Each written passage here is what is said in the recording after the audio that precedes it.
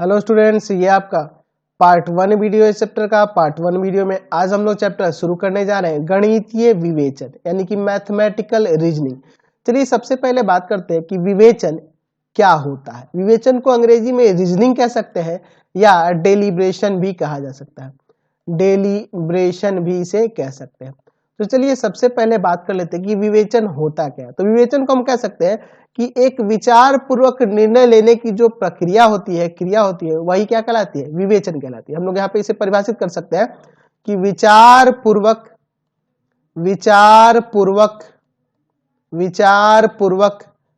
निर्णय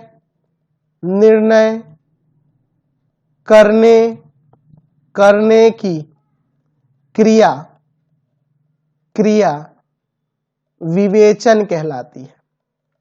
विवेचन कहलाती है। या हम ऐसे इसे परिभाषित कर सकते हैं। दूसरी परिभाषा भी मैं लिख देता हूं। किसी वस्तु को भली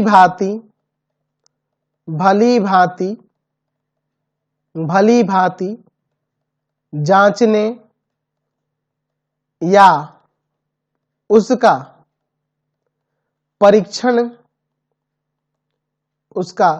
परीक्षण करने की क्रिया को विवेचन कहते हैं।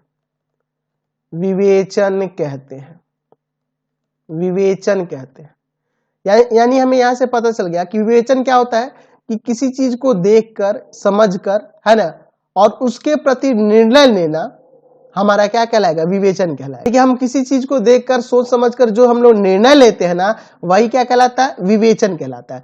और यह विवेचन की क्रिया जो होती है मनुष्य के अंदर प्रकृति द्वारा मिला हुआ एक वरदान है। ये प्रकृति द्वारा मिला हुआ वरदान है। जैसे समझिए, मान लीजिए एक छोटे बच्चे का जन्म हुआ। वह बच्चा जन्म लेने के एक साथ ही कुछ नहीं सीखा रहता है। वो जो भी आता है धरती पे जन्म लेने के बाद ही वो सभी चीजों को सीखता है, समझता है। क्या होता है? जन्म के साथ ही वह अपने आसपास की वस्तुओं को देखता है और उन चीजों को धीरे धीरे वो समझने लगता है और अपना विचार पूर्वक निर्णय लेने लगता है ना। जन्म के बाद से ये सारे उसके निर्णय शुरू हो जाते हैं। जैसे अगर मैं बात करता हूं, मैं एक 2 साल या 3 साल का एक छोटा बच्चा ले लेता हूं। 2 साल का मान लीजिए एक छोटा सा बच्चा है। उसके सामने हम लोग 1 कप चाय रख दे रहे हैं, गरम चाय रख दे रहे हैं, ठीक है, पूरा गरम है। अब यह बच्चा कप को देख कर आकर्षित होगा, कहेगा कि वाह ये क्या चीज है, चलो इसको छू के देखते हैं, पकड़ के देखते हैं, है ना। तो इसके लिए वो उसके पास जाएगा, इसको छुएगा, उसको गर्म महसूस होगा, वह रोएगा और उसके बाद से वह समझ जाएगा कि कप में कुछ ऐसा पदार्थ रहता है जो गर्म होता है ना, जिसको छूने से हाथ जलता है तो वह पैर जलता है। ये सब चीजें वो समझने लगेगा और अगली बार वह कप के पास जाने से भी सोचेगा। अगर आप ठंडा चाय रखे हैं तब भी उसके पास जाने से वह सोचेगा। तो इसका मतलब यह हुआ कि वह एक विचार पूर्वक निर्णय लेने लगा और यही निर्णय लेना ही क्या कहलाता है? विवेचन कहलाता है। और अगर रीजनिंग की बात करेंगे, विवेचन की बात करेंगे, तो इसका जो विस्तार हुआ है अभी के समय में आप देख रहे होंगे पूरे कॉम्पिटेटिव एग्जाम में या फिर कोई भी प्रश्न बनाने के समय, अगर मान लीजिए कोई भी प्रश्न आ जाता है, आप क्या करते हैं कि इसमें कौन सा सूत्र अप्लाई होगा, इसमें कौन से गुणधर्म अप्लाई हो रहे हैं, ये सारी चीजें आपके मन में चलने लगता है ना जी। और तब हम लोग उस पर विचार विमर्श करके फॉर्मूला लगाते हैं और उसको प्रश्न को बनाते हैं। तो रीजनिंग का क्षेत्र बहुत ही ज्यादा है, बहुत ही बृहद रूप से क्षेत्र है और इसी चीज के बारे में हम लोग यहाँ पर पढ़ने वाले हैं। तो आपको समझ में आ गया होगा कि विवेचन होता क्या है। और यहाँ पे हम लोग किस विवेचन की बात करने वाले हैं? गणितीय विवेचन यानी मैथमेटिकल रीजनिंग की बात करने वाले हैं। तो आपको पता चल गया कि मैथमेटिकल रीजनिंग के अंदर हम अब क्या पढ़ेंगे। इससे तो आपको क्लियर हो गया होगा ना। हम लोग यहाँ पे तर्क करने वाले हैं, बहुत सारे वाक्यों को समझने वाले हैं, उनके सत्य असत्य होने की बात करने वाले हैं, है ना। चलिए तो हम लोग इस चैप्टर को शुरू करते हैं। चलिए अगर हम लोग विवेचन की बात करें तो विवेचन 2 प्रकार का होता है। एक होता है विवेचन आपका आगमिक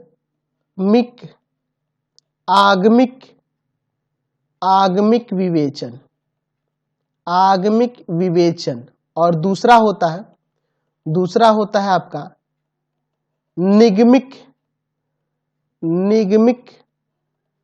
विवेचन, निगमिक विवेचन।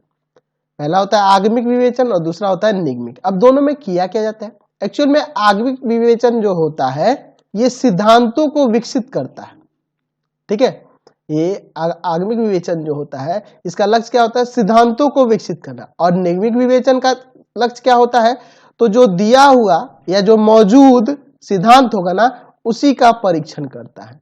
निगमिक विवेचन में दिए हुए सिद्धांत का ही परीक्षण करते हैं और आगमिक विवेचन में सिद्धांतों को ही विकसित किया जाता है। तो इसमें सिद्धांतों को विकसित करते हैं और इसमें दिए हुए सिद्धांतों पर परीक्षण करते हैं, वो क्या कहलाता है? निगमिक विवेचन कहलाता है। तो हम लोग इस चैप्टर में निगमिक विवेचन के बारे में ही पढ़ने वाले हैं, यानी कि आपके पास सिद्धांत दिए हुए होंगे उसी का परीक्षण करके हमें अपना विचार विमर्श देना होगा। तो हम इस चैप्टर में गणितीय विवेचन में निगमिक विवेचन के बारे में ही बात करने वाले हैं और आगमिक विवेचन के बारे में यहाँ पे हम लोग बात नहीं करेंगे, ठीक है। चलिए तो चैप्टर को आगे शुरू करते हैं। सबसे पहले बात करते हैं वाक्य क्या होता है। वाक्य, वाक्य को अंग्रेजी में आपको पता ही होगा सेंटेंस कहा जाता है। सेंटेंस क्या होता है, वाक्य क्या होता है? हम अगर यहाँ पे जो कुछ बोल रहे हैं और आप इस चीज को समझ रहे हैं तो यही आपका क्या है? ये जो हम लोग का तालमेल जो बैठ रहा है किसके द्वारा हो रहा है? वाक्य के द्वारा है। यानी कि किसी भी भाषा के विचारों का जो आदान प्रदान करने किया जाता है वो किसके द्वारा होता है? वाक्य के द्वारा होता है। मैं जो भी कुछ बोल रहा हूं आप उसको समझ ले रहे हो स्पष्ट रूप से, यानी कि मैं जो भाषा बोल रहा हूं और आप जो सुन रहे हैं उसका आदान प्रदान सही से हो पा रहा है ना जी, तभी आप मेरी बातों को समझ पा रहे हैं। और जिन चीजों के द्वारा ये चीज हो रहा है, ठीक है, वही क्या कहलाएगा? आपका वाक्य कहलाएगा। हम लोग ऐसे कह सकते हैं कि किसी भी भाषा में विचारों का जो आदान प्रदान होता है वो किसके द्वारा होता है? वाक्यों के द्वारा होता है। अब अगर बात करें वाक्य की तो वाक्य 4 प्रकार के होते हैं। पहला क्या होता है? पहला होता है घोषणात्मक। घोषणात्मक, घोषणात्मक या निश्चयात्मक। निश्चयात्मक, घोषणात्मक या निश्चयात्मक वाक्य, ठीक है। अंग्रेजी में क्या कहेंगे इसे? अंग्रेजी में कहेंगे डिक्लेरेशन, डिक्लेरेटिव या डिक्लेरेटिव भी कह सकते हैं। डिक्लेरेटिव, घोषणात्मक को डिक्लेरेटिव और निश्चयात्मक को कह देंगे assertive. Assertive sentence, sentence sorry assertive sentence है ना, डिक्लेरेटिव या फिर असर्टिव सेंटेंस। दूसरा जो होता है, दूसरा जो हो जाएगा वह होगा विस्मयादि बोधक। विस्मयादि बोधक, विस्मयादि बोधक वाक्य है ना। Exclamatory, exclamatory sentence. आप अंग्रेजी में भी ये सब चीजें पढ़े होंगे। तीसरा जो होता है प्रश्न सूचक। प्रश्न सूचक, प्रश्न सूचक वाक्य। अंग्रेजी में इसे कहेंगे interrogative, interrogative, interrogative sentence, sentence. और चौथा होगा आपका आज्ञा सूचक। आज्ञा सूचक, आज्ञा सूचक या अनुरोध सूचक। अनुरोध सूचक वाक्य, अनुरोध सूचक वाक्य। अंग्रेजी में इसे क्या कहेंगे? Imperative, imperative sentence, sentence, imperative sentence. तो ये आपके 4 प्रकार के वाक्य कौन से हुए? पहले हुआ घोषणात्मक या निश्चयात्मक, अंग्रेजी में क्या कहते हैं? डिक्लेरेटिव या असर्टिव सेंटेंस। विस्मयादि बोधक वाक्य, एक्सक्लेमेटरी सेंटेंस, प्रश्न सूचक वाक्य इंट्रोगेटिव सेंटेंस, और आज्ञा सूचक या फिर अनुरोध सूचक वाक्य जिसे इंपरेटिव सेंटेंस कहते हैं। अंग्रेजी में भी आप पढ़े होंगे, तो चलिए एक एक करके सबको परिभाषित करते हैं। तो सबसे पहले बात करेंगे घोषणात्मक।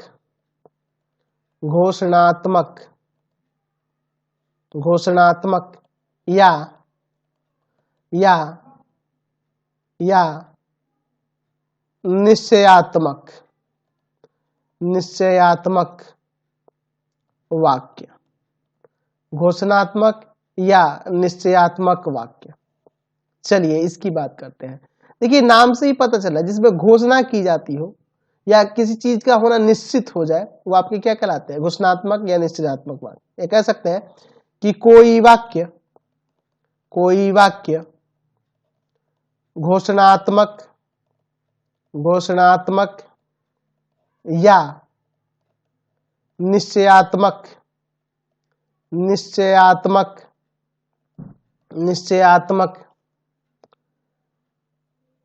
कहा जाता है यदि यह कोई घोषणा या निश्चय करे। कोई घोषणा करे या कोई निश्चय करे तो उसे हम लोग घोषणात्मक या निश्चयात्मक वाक्य कहते हैं। जैसे मैं यहाँ पे एग्जाम्पल लिखता हूं, पहला नंबर एग्जाम्पल लिखता हूं, मैं कहता हूं कि 20 5 से बड़ा है। 20 5 से बड़ा है। 20 जो है 5 से बड़ा है, या 20 जो है 5 से बड़ी संख्या है, ऐसे मैं लिखता हूं। तो यहां पे मैं एक घोषणा कर रहा हूं कि 20 जो है 5 से बड़ी है, या मैं यहां पे कहता हूं कि 25 जो है 27 से बड़ी एक संख्या है। 25 जो है 27 से बड़ी एक संख्या है। तो यहां पे भी मैं एक क्या कर रहा हूं, एक प्रकार से हम लोग यहाँ पे अपने घोषणा को कर रहे हैं कि 25 जो है ना 27 से बड़ी एक संख्या है। लेकिन ये चीज सत्य तो नहीं है ना, ठीक है, लेकिन यह भी आपका एक घोषणात्मक वाक्य कहलाएगा। ये सत्य है और ये असत्य है, ठीक है, लेकिन दोनों क्या है? आपके घोषणात्मक वाक्य है, क्योंकि हम यहाँ पे एक घोषणा कर रहे हैं, ठीक है। या मैं ऐसे कह दूं कि सूरज जो है पूरब से उगता है। सूरज जो है पूरब से उगता है। तो यहां पे भी मैं एक क्या कर रहा हूं जी? घोषणा कर रहा हूं कि सूरज जो है पूरब से ही उगता है। दैट मीन्स यह भी आपका एक कैसा वाक्य हो गया? घोषणात्मक वाक्य हो गया। समझ गए ना? तो घोषणात्मक वाक्य जो होता है सत्य भी हो सकता है या असत्य भी हो सकता है, दोनों नहीं होगा, या तो सत्य होगा या तो असत्य होगा, ठीक है। तो आपको सेंटेंस से ही पकड़ना होगा कि उसमें किसमें घोषणा की जा रही है, या किसी चीज को निश्चित होना, या किसमें किसी चीज की घोषणा की गई है, वही आपका क्या कहलाएगा? घोषणात्मक या निश्चयात्मक वाक्य कहलाएगा। चलिए दूसरा देखते हैं। दूसरा जो था आपका विस्मयादि बोधक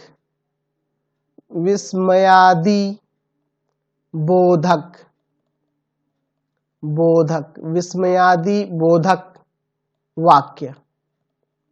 अंग्रेजी में तो आपको बताया था ना, एक्सक्लेमेटरी सेंटेंस। चलिए यहां लिख सकते हैं कि जिस वाक्य में विस्मय का बोध हो उसे विस्मयादि बोधक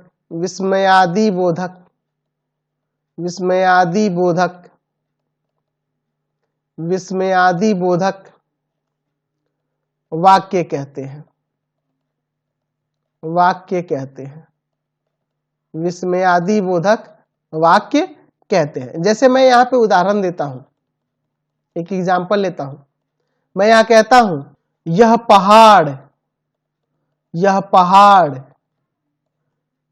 पहाड़ कितना ऊंचा है, कितना ऊंचा है।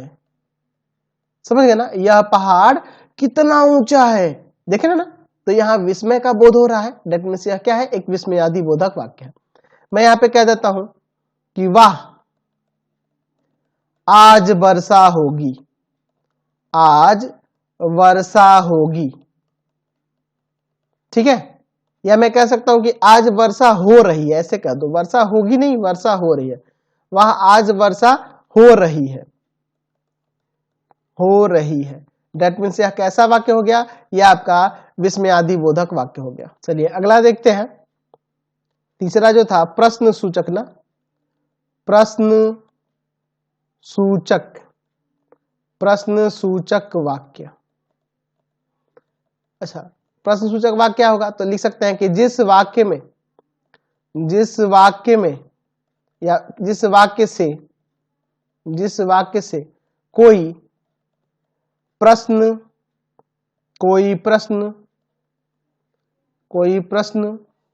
पूछा जाता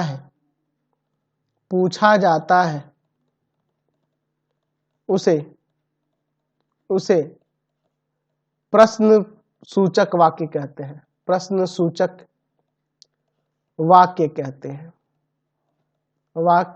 हैं।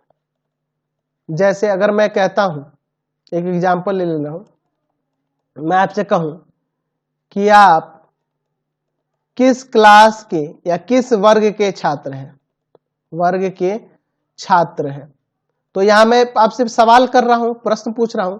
दैट मीन्स यह कैसा वाक्य हुआ, प्रश्न सूचक वाक्य हो। या मैं कह देता हूं आपके पिता का क्या नाम है, क्या नाम है, तो दैट मीन्स यह प्रश्न पूछ रहा हूं इसमें, तो ये आपका कैसा हुआ, प्रश्न सूचक वाक्य हुआ। समझे। चलिए अगला देखते हैं। चौथा जो था प्रकार आज्ञा सूचक, आज्ञा सूचक या अनुरोध सूचक वाक्य।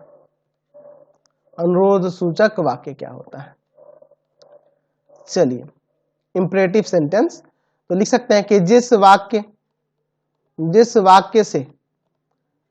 वाक्य से कोई आज्ञा दिया जाए या अनुरोध किया जाए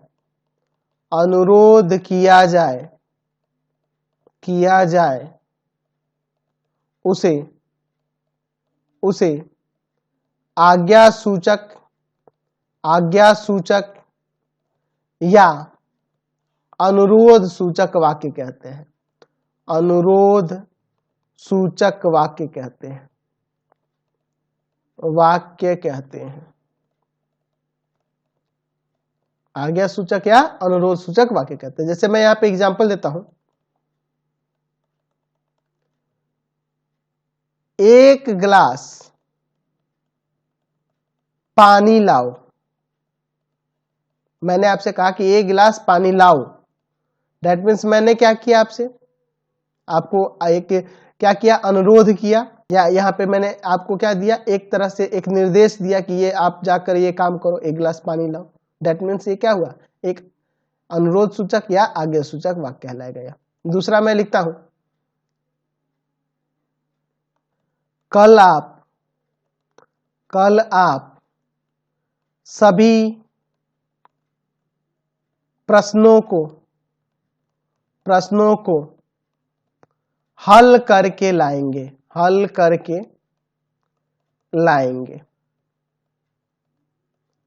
सभी प्रश्नों को क्या करेंगे, हल करके लाएंगे। तो मैंने आपको क्या किया, आज्ञा दी कि आपको ये करके लाना है, ठीक है, या अनुरोध किया कि भाई आप मेरे लिए एक गिलास पानी ला दो। तो डेट मीन्स इस तरह के वाक्य क्या कहलाएंगे, आपके आज्ञा सूचक या अनुरोध सूचक वाक्य कहलाएंगे। चलिए अब हम लोग यहाँ पे बात करेंगे कथन क्या कहलाता है। कथन अंग्रेजी में इसे स्टेटमेंट कहते हैं, स्टेटमेंट होता क्या है, यह भी एक प्रकार का वाक्य ही होता है, लेकिन हम लोग गणित में कोई वाक्य जो होता है उसे हम लोग कथन के रूप में जानते हैं। तो लिख सकते हैं कि कोई कोई वाक्य गणित के अनुसार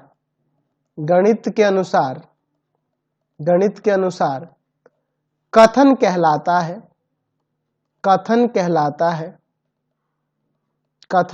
है। ये भी वाक्य ही होता है, कथन भी क्या है आपका, वाक्य ही है। यदि वह सत्य या असत्य में से कोई एक हो, यानी कि वह ऐसा वाक्य होना चाहिए,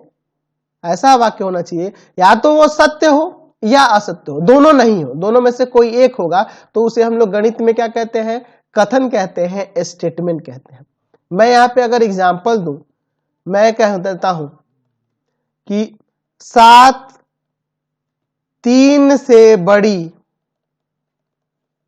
एक संख्या है, दैट मीन्स यह आपका क्या हुआ, गणित में मैंने यूज किया, एक्चुअल में यह आपका वाक्य ही है, लेकिन मैथ्स में मैं यूज कर रहा हूं, तो यह आपका क्या कहलाएगा, एक कथन कहलाएगा। ठीक है, तो ये देख रहे हैं कि यह कथन आपका सत्य है, दोनों नहीं होना चाहिए। ठीक है, मैं ये भी कहता हूं कि आज जो बच्चा जन्म लिया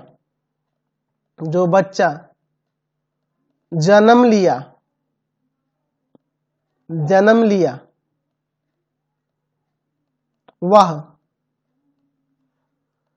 लड़का हो सकता है, या जो आज बच्चा जन्म लेने वाला है वो लड़का हो सकता है। आज जो बच्चा जन्म लेगा वह लड़का होगा, ऐसे कर देते हैं, जन्म लेगा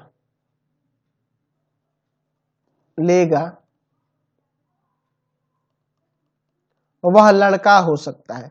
तो अब देखिए, ये हम संभावना व्यक्त कर रहे हैं, ये ऐसा नहीं है कि आज जो बच्चा जन्म लेगा वो लड़का हो सकता है, कि वो लड़का हो या लड़की, दोनों भी संभावनाएं हो सकती है, लड़का भी हो सकता है और लड़की भी हो सकता है। तो यह आपका एक कथन नहीं है, क्योंकि ये सत्य या असत्य दोनों हो सकता है।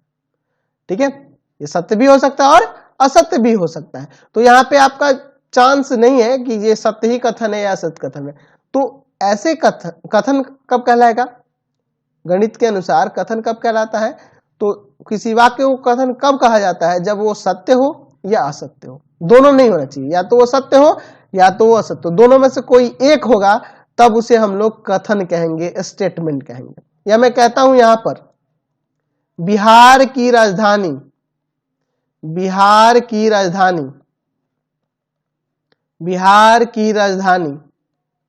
पटना है। बिहार की राजधानी क्या है, पटना है। तो ये देख रहे हैं, सत्य है, दैट मीन्स यह आपका ये क्या हुआ, कथन हुआ। ये आपका वाक्य भी है और ये आप इसे कथन भी कह सकते हैं, गणित में हम लोग यहाँ पे इसे कथन कहेंगे। ठीक है, ऐसे ये वाक्य है। ठीक है, मतलब कि कोई भी वाक्य ऐसा होना चाहिए, या तो वो सत्य होना चाहिए या असत्य होना चाहिए। लेकिन वाक्य की परिभाषा में भी मैंने बताया था कि वाक्य कहलाने के लिए वो कथन जो आपके पास दिया होना चाहिए वो सत्य या असत्य होना चाहिए, तो उसे हम लोग घोषणात्मक वाक्य कहते हैं। सभी मैंने बता दिए थे, वाक्य प्रकार भी आपको बताए थे। ठीक है, तो कोई भी वाक्य कथन कब कहलाता है, जब वो सत्य होगा या असत्य होगा, दोनों में से कोई एक होगा, तभी उसे हम लोग कथन कहेंगे। लेकिन यह जो 2 नंबर आप देख रहे हैं, यह जो वाक्य दिया हुआ है, यह आपका कथन नहीं है, क्योंकि यह सत्य या असत्य दोनों हो सकता है। चलिए, अब हम लोग बात करते हैं एक छोटी सी और परिभाषा, उसको भी देख लेते हैं। तर्क शास्त्रीय चर, अंग्रेजी में कहते हैं लॉजिकल वेरिएबल्स, या वेरिएबल्स, लॉजिकल वेरिएबल्स क्या होते हैं। ठीक है, तो एक्चुअल में जो हम कथन लिखते हैं और उन कथनों को सूचित करने के लिए हम जिन चरों का इस्तेमाल करते हैं ना, उन्हें ही हम लोग तर्क शास्त्रीय चर कहते हैं। यहां पर लिख सकते हैं कि कथनों को सूचित करने के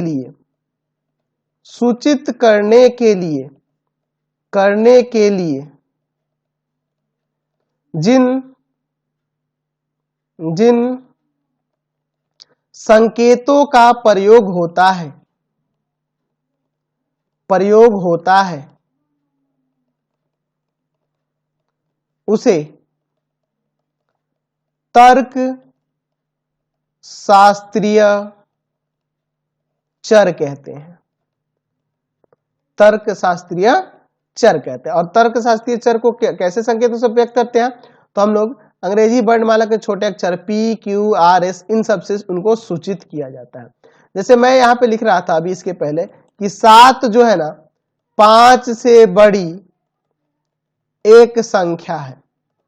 तो हम लोग यहाँ पर जो गणितीय विवेचन बनाएंगे तो इसमें हम लोग इसको किसी इन्हीं सब में से इनमें से किसी एक को लेकर तर्कशास्त्रीय चर को लेकर हम इसे व्यक्त करेंगे। कैसे हम लिखेंगे? जैसे मान लो P लिख लिए, P और यहाँ पे दे देंगे कॉलन 7 5 से बड़ी एक संख्या। तो इस प्रकार से हम लोग व्यक्त करेंगे। ठीक है, अगर हमारे पास इस तरह का कोई स्टेटमेंट दिया है तो उसे हम लोग स्टेटमेंट के आगे क्या करेंगे? इन्हीं तर्कशास्त्रीय चरों का प्रयोग करके इस प्रकार से दर्शाएंगे। तर्कशास्त्रीय चर दे देंगे, कॉलन दे देंगे और फिर जो आपका स्टेटमेंट दिया हुआ है उसको लिख देंगे। समझ गए ना बात को? चलिए तो अभी आपने देखा हम लोग यहाँ पर तर्कशास्त्रीय चर को आगे लिखकर और फिर हम लोग कथनों को व्यक्त कर देते हैं। और इस कथन के सत्यमान की बात करें, ट्रुथ की बात करें, अब हम लोग बात करते हैं कथन का सत्यमान क्या होता है। कथन का सत्यमान यानी कि अंग्रेजी में कहा जाता है truth value of A statement. Truth value of A statement, आपको नाम से ही पता चल रहा होगा कि कथन के सत्य असत्य होने की यहाँ पे हम लोग जांच करने वाले हैं। कथन सत्य है या असत्य है, तो इसकी जांच कैसे करेंगे? अपने तर्क शक्ति से, है ना। हम लोग सोचेंगे समझेंगे। अब मैं सोचूंगा यहाँ पे कि 7 जो है 5 से बड़ी एक संख्या है, तो क्या ये सही बात है? हाँ भाई ये सही बात है। हमने अपना तर्क लगाया, दिमाग लगाया, हम लोग बचपन से ही पढ़ते आ रहे इस चीज को कि 7 जो है 5 से बड़ा होता है। ठीक है, डेट मीन्स हम लोग यहाँ पे कह सकते हैं कि ये सत्य है। ये कथन का सत्यमान यहाँ पे क्या होगा? तो हम देख रहे हैं कि यहाँ यह कथन जो हो रहा है, यह कथन जो P जो हो रहा है, ये सत्य हो रहा है। तो इस P का जो सत्यमान होगा वह T से व्यक्त करेंगे, यानी ट्रू। समझ गए ना?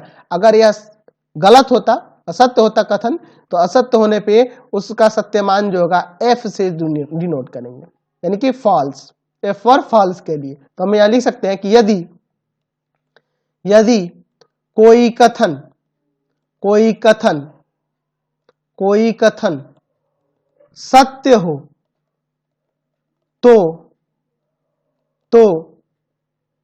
तो उसका सत्यमान T कहा जाएगा, यानी ट्रू कहा जाएगा। समझ गए ना? ट्रू का मतलब सत्य होता है। और यहां पे हम लोग फिर ऐसे लिख सकते हैं कि यदि कोई कथन असत्य हो तो उसका सत्यमान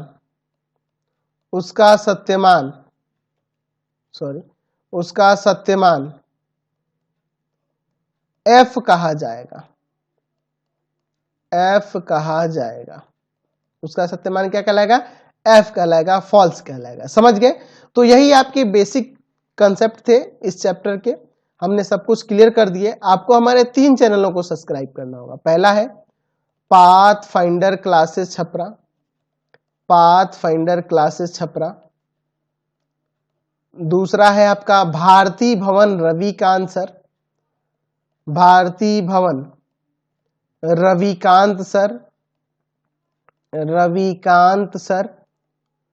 और तीसरा चैनल है रविकांत सर के नाम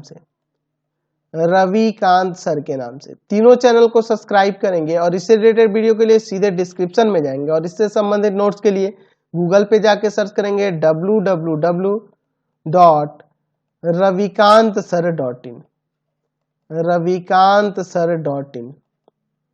ठीक है, तो जल्दी से जाइए वेबसाइट पर और सभी नोट्स को, उनके PDF को डाउनलोड करिए और पढ़िए।